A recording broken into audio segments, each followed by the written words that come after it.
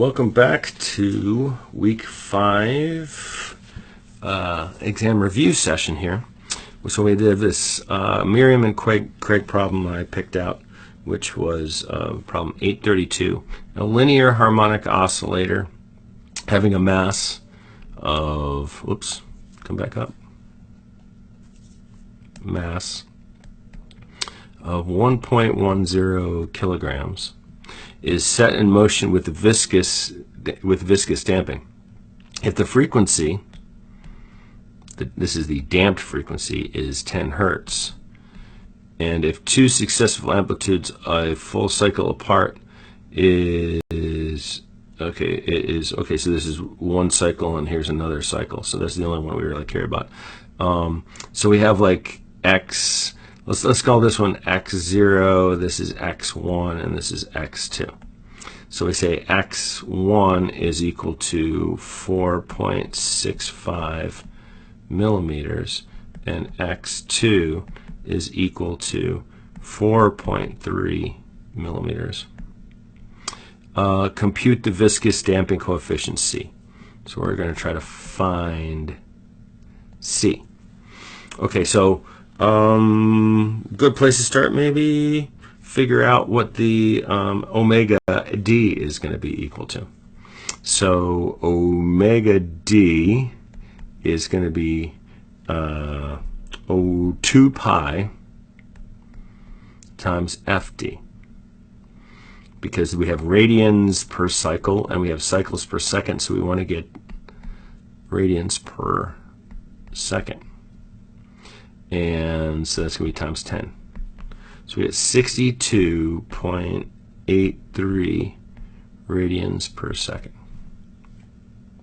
Now we know these two different peaks, and we know that we can get the log decrement from that, from taking the ratio of the first one, x1 over x2.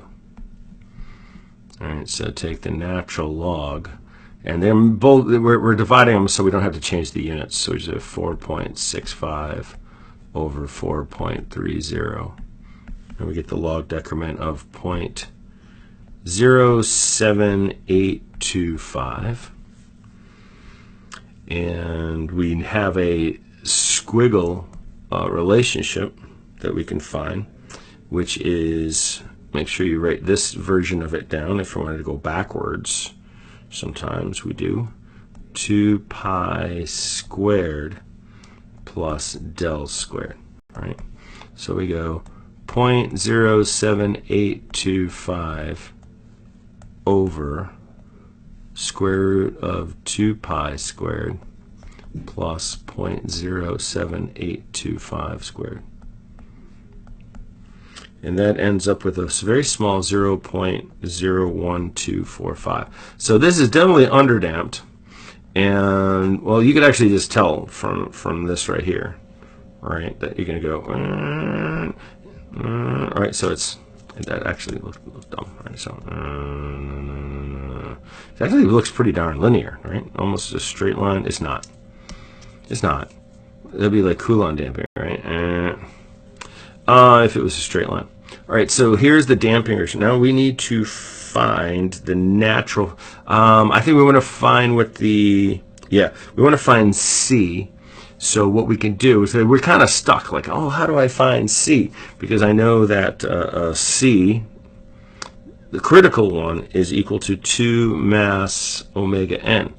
We don't have that yet, but we have enough information to find omega n from omega d, because omega d is equal to omega n times the square root of 1 minus squiggle squared, right? So this is the hard part. It's almost not teaching vibration. We're teaching how to think through problems. So we can find omega n from that by taking omega n is equal to omega d divided by the square root of 1 minus squiggle squared. That's my squiggle. So we have our omega d that we found, 62.83, and divide by square root of 1 minus. Now this is going to be a real small number, so it's almost not even, the damping's almost not even going to matter, but it will in a second.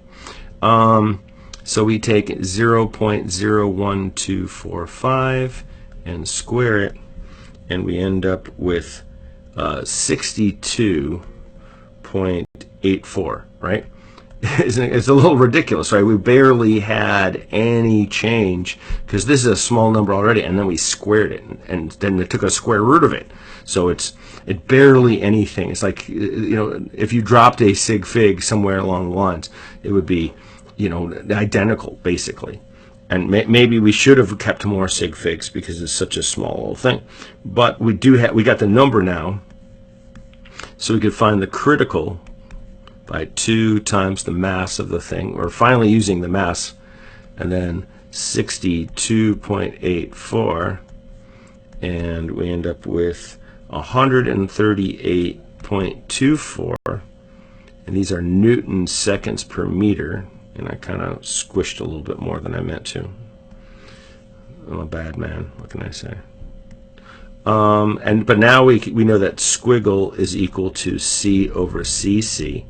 So we can find C is squiggle times that guy right there. So we have 0.01245 from up there times 138.24, and we're left with 1.721 Newton second per meter, which matches the answer provided in the back of the book.